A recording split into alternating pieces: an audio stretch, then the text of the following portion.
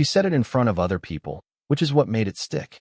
We were standing in our kitchen during one of those casual evenings when neighbors drifted in and out without knocking. Music from someone else's apartment leaked through the walls. Jason was there again, leaning against the counter like he owned the place, gym bag on the floor, sweat-dark shirt still clinging to him. Laura brushed past me to grab glasses from the cabinet. I reached out without thinking, my fingers barely touching her wrist. It was automatic. Familiar. Married. She flinched. Not dramatically, just enough to notice. Then she laughed, light and careless, and said to the room that she couldn't stand my touch lately. Said it like a joke, like a comment about bad lighting or overcooked pasta. Jason smiled without looking at me. No one reacted. No one needed to. I didn't say anything. I let my hand drop. I stepped back and gave her space she didn't realize she was asking for. I poured myself a drink and focused on the level of liquid instead of her face. Laura kept talking, moving easily through the room, alive in a way she hadn't been with me for a long time. Jason stayed close, always close, like gravity worked differently around him. I stayed too. I finished my drink. I nodded when spoken to. I cleaned the counter after they left. Later, when the apartment was quiet again, I slept on my side of the bed without turning toward her. She didn't notice that either. The next morning, the apartment moved like nothing had happened. Laura hummed while making coffee, barefoot, relaxed. Jason's name came up casually, folded into conversation the way groceries or laundry usually were. He had helped her carry something upstairs. He had fixed a shelf for someone else. He was always around, always useful. I listened without reacting. I packed my bag, checked my phone, left for work at the usual time. At the office, I stayed longer than necessary. Blueprints, measurements, revisions. The kind of work that rewards precision and punishes emotion. When I finally stepped outside, my phone buzzed with a message from Mark, another neighbor. Someone I trusted enough to exchange nods and small talk with in the elevator. He didn't accuse. He didn't dramatize. He mentioned patterns. Late evenings. Jason's door opening after Laura's had closed. The walls in our building were thin, he said. Things carried. I thanked him and put the phone away. On the walk home, I noticed details I had ignored before. Jason's shoes by our door more often than made sense. Laura changing clothes twice before going downstairs. The way she checked her reflection before leaving, not for me. That evening, I didn't touch her at all. Not by accident. Not out of habit. I passed behind her without brushing shoulders. I sat on the opposite end of the couch. I kept my eyes where they belonged. She noticed the distance, finally, but misread it as mood. I let her keep that mistake. I didn't search for proof. It surfaced on its own. Laura stopped guarding her phone the way she used to.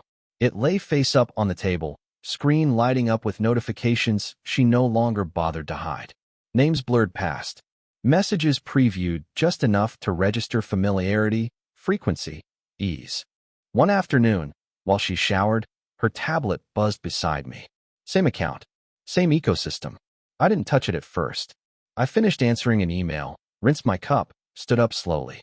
When I finally looked, the screen was already awake. No drama. No explicit words. Just logistics. Times. Doors. Short confirmations that assumed consent had long been given. Later, I noticed the bank activity. Small transfers. Repeating. Always after certain evenings. Not enough to raise alarms. Enough to form a rhythm. Jason wasn't reckless. Laura wasn't impulsive. That was the part that stayed with me. That night, she stood close while brushing her teeth, catching my reflection in the mirror. I didn't meet her eyes. I folded laundry on my side of the bed, precise and silent. When she reached for me in her sleep, I shifted away without waking her. The apartment began to feel larger, quieter. I moved through it like a guest who knew exactly where not to linger. The next morning, I canceled a trip we had planned together. No explanation. I adjusted my schedule. I redirected a deposit into a separate account. Laura watched me with mild confusion, then distraction. Her attention had already learned where to go when it wasn't needed here. I let her keep learning. I didn't leave the apartment right away. I left the signal. My phone stopped lighting up when Laura walked into a room. I answered messages with courtesy, not speed. I moved my charger to the other side of the bed. I woke earlier and came home later, always predictable, always unreachable. When she spoke, I listened without leaning in. When she laughed, I didn't mirror it. When she passed me in the hallway, there was space where contact used to be. She tried to fill that space with noise. Music louder than necessary. Stories told from the kitchen while I worked at the table. She mentioned Jason more often, testing the air, watching for reaction. There was none. I booked a short work trip and didn't tell her until my bag was by the door. No explanation beyond logistics. I left the apartment clean. Bills paid. Groceries stocked. On the road, I turned off location sharing. I let calls go unanswered. I watched notifications stack and expire. Laura's messages shifted tone quickly. Confusion gave way to urgency. Urgency thinned into something sharper. She asked where I was. She asked when I'd be back. She asked if something was wrong. I replied with facts only. Arrival times. Meeting schedules. Nothing that could be held onto. When I returned, she hugged me out of reflex. I stood still until she let go. That night, she lay awake while I slept easily, facing the wall. I was still there, just no longer available. Jason didn't disappear when I pulled back. He expanded. He was suddenly everywhere Laura went. Morning workouts, late returns, errands that took too long. His presence grew bolder as mine became neutral, like he mistook silence for surrender. I didn't confront him. I didn't need to. Buildings have patterns. People do too. Jason trained bodies for a living, but he treated his own life like something temporary. Cash payments. Favors exchanged instead of contracts. Shortcuts that worked until someone noticed. I noticed. I listened in elevators. I watched schedules from a distance. I forwarded nothing from my phone, sent no messages that could be traced. Information doesn't need a signature to move. It just needs direction. A complaint reached the building management about unauthorized use of shared space. Another reached the gym about unregistered private sessions. A neighbor mentioned equipment stored where it shouldn't be. None of it came from me. It didn't have to. Jason started coming over less. His confidence thinned. Laura noticed the shift before she understood it. She asked questions into rooms that didn't answer back. I stayed steady. I still lived there. Still paid my half. Still showed up to family dinners with her and spoke politely. I didn't touch her. I didn't react when she reached. The apartment felt tense now, like something misaligned behind the walls. Laura tried to pull me back with proximity, with looks, with sudden softness. I gave her distance that couldn't be crossed without permission. Jason was losing ground. She hadn't realized yet that she was too. The shift became visible to other people before Laura admitted it to herself.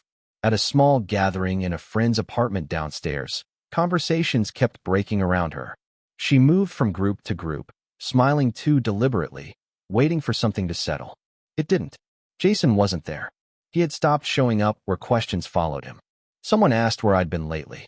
Another mentioned that I seemed different, calmer, less available. The comments weren't sharp, just observant. They landed anyway. Laura tried to pull me into the room by standing close, by resting her hand lightly near my arm without touching it. I stepped aside to refill a glass. The space stayed empty. A friend of hers, someone who used to linger over shared jokes, looked at Laura and said that things felt strange lately. Said it like an observation, not concern. Others nodded without adding anything. No one accused. No one defended. Laura laughed, a little too quickly, and checked her phone. Nothing came in. She glanced toward the door once, then again. On the walk back upstairs, she slowed to match my pace. I kept mine unchanged. At the door, she waited for me to unlock it instead of reaching for her keys. Inside, she spoke more than necessary, filling the apartment with sound. I answered when required. Short. Neutral. That night, she lay awake again. I turned off the light without comment. For the first time, she was alone in a room where she expected an ally. And people had noticed. Laura started searching for balance where it used to be automatic. She lingered longer in the apartment after work, moving things that didn't need moving. She cooked meals she didn't announce, waiting to see if I would notice. When I thanked her, she stayed in the room as if expecting more. There wasn't any. Jason faded out of her days without ceremony. His name stopped appearing in conversation. His absence left gaps she didn't know how to fill. Friends were busy. Invitations slowed. The apartment, once crowded with movement, felt too quiet for her. I was still there. Every evening. Predictable. Unreachable. She tried sitting closer on the couch, close enough to feel heat, but not close enough to touch. I shifted my weight and kept my eyes on the screen. She watched my hands instead, waiting for them to move. They didn't. At night, she lay rigid beside me, careful not to cross an invisible line. In the mornings, she watched me get dressed as if the routine might explain something. It didn't. She asked neutral questions. About work. About plans. About whether I was tired. I answered each one cleanly and returned to what I was doing. The distance wasn't dramatic. That was the problem. Nothing she did caused a reaction. There was no argument to correct, no mood to manage. I existed alongside her without engaging, like a shadow cast by something solid and unmoving. She began checking her phone again, not to hide it, to make sure it still worked. The apartment had never felt bigger, and she had never felt smaller inside it. She chose a quiet evening for it. No guests, no music, just the apartment and the sound of dishes being put away slower than necessary. She waited until I finished what I was working on, until my attention had nowhere else to go. She stood across from me, close enough to matter, and asked if something had changed between us. Her voice stayed level, but her hands didn't. They kept folding into each other, then separating again. I looked at her for a second longer than I had in weeks. Not searching, not softening, just acknowledging that she was there. I told her I was fine. That was all. She asked if I was angry, if she had done something, if I was pulling away on purpose. Each question came a little faster than the last, like she was trying to catch something already moving. I answered slowly, keeping my tone even. I said work had been demanding. I said I needed space. I said I didn't have anything else to add. She stepped closer, testing the boundary directly this time. Her hand hovered near my arm, waiting for permission that didn't come. When she realized I wasn't going to meet her halfway, she stopped. The silence stretched. It didn't break. She searched my face for cues that used to be there. Familiar signals. Openings. There were none left to read. Finally, she stepped back. Not defeated, just uncertain. I went to bed without another word. She stayed in the living room long after the lights were off, sitting with questions that no longer had access to me. Things unraveled quietly after that. Laura missed a deadline at work and tried to laugh it off. No one laughed with her. An opening she had been expecting didn't come through.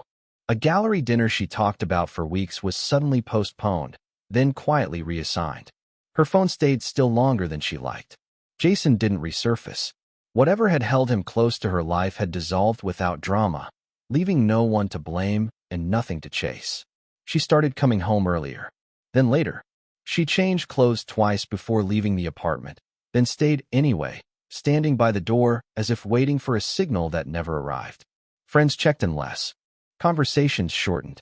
Invitations became conditional. She felt it, even if she didn't name it. The way people paused before answering. The way I slid past her to me, then away. I had already shifted my routines. Gym in the mornings. Dinners out alone. Weekends planned without discussion. I kept my life orderly and contained, like something already moved on. One evening, she sat on the edge of the bed and stared at the wall. Her hands trembled slightly before she stilled them. She didn't cry. She didn't ask anything. She just realized I wasn't part of the room anymore, even though I was standing right there. The apartment echoed in a way it never had. Not from noise, but from absence. Her world hadn't collapsed in one moment. It thinned. Support fell away quietly. Attention followed it. And I was already living somewhere else, without leaving a forwarding address. I left on a morning that didn't announce itself. No argument. No packed boxes stacked by the door. I took only what was mine, the things that had always stayed on my side of the space. Clothes. Documents. The quiet order I had already built elsewhere. Laura stood in the doorway and watched. She didn't block me. She didn't raise her voice. Whatever she had prepared for weeks didn't fit the moment anymore. The apartment looked unchanged. Clean. Balanced. Empty in ways that wouldn't register until later. She asked where I was going. Not urgently. Almost carefully, like the wrong tone might push me further away. I told her everything was handled. That the logistics were done. That she wouldn't have to worry about anything immediate. She waited for more. An explanation. A reason she could hold up and turn over until it made sense. I didn't give her one. At the door, she stepped closer, close enough that I could feel her hesitation. She reached out, then stopped, remembering something she had said once, in front of other people, without thinking it would matter. I looked at her then. Fully. Calmly. Not with anger. Not with regret. I told her I hadn't disappeared. I had just stopped showing up where I wasn't respected. She didn't follow me into the hallway. I walked down the stairs without rushing. Outside, the building looked the same as it always had. Solid, unmoved. By the time she understood that I wasn't coming back to explain myself, I was already gone, and silence had taken my place. Support the channel by liking, commenting, and subscribing. I promise even more interesting stories.